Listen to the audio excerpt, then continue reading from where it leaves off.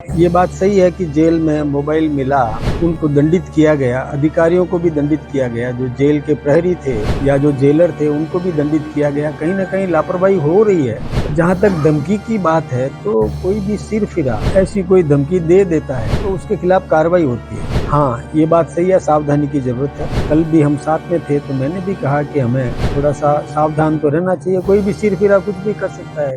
सभी अधिकारी मेरी इच्छा से तो लगेंगे नहीं, कुछ अधिकारी लगता है अपनी योग्यता के आधार पर।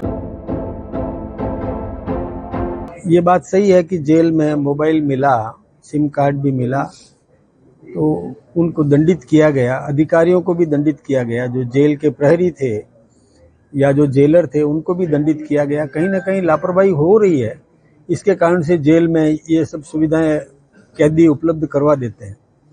जहां तक धमकी की बात है तो कोई भी सिर फिरा ऐसी कोई धमकी दे देता है तो उसके खिलाफ कार्रवाई होती है। हाँ, ये बात सही है, सावधानी की जरूरत है। और मुख्यमंत्री जी को भी मैंने भी कहा है, कल भी हम साथ में थे तो मैंने भी कहा कि हमें थोड़ा सा सावधान तो रहना चाहिए। कोई भी सिर फिरा कुछ भी कर सकता है।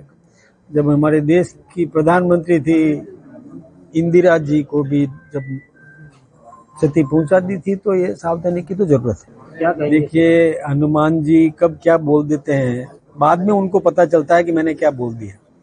इसलिए बेनीवाल जी क्या बोल देते हैं उसका जवाब तो बेनीवाल जी दे सकते हैं। मैं तो इसका क्या जवाब दूंगा। मैं अपनी पार्टी की बात कर सकता हूँ। बेनीवाल क्या बोल देते हैं।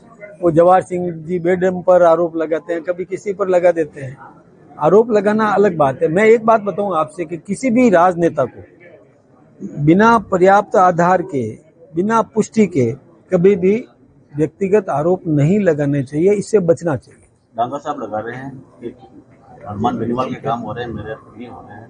नहीं, देखिए, डांगा साहब ने जो बात कही, उन्होंने कुछ अधिकारियों की नियुक्ति को लेकर के कही। वो पेपर भी आपके समाचार पत्रों में भी आ गया था जो डांगा जी ने लिखा था।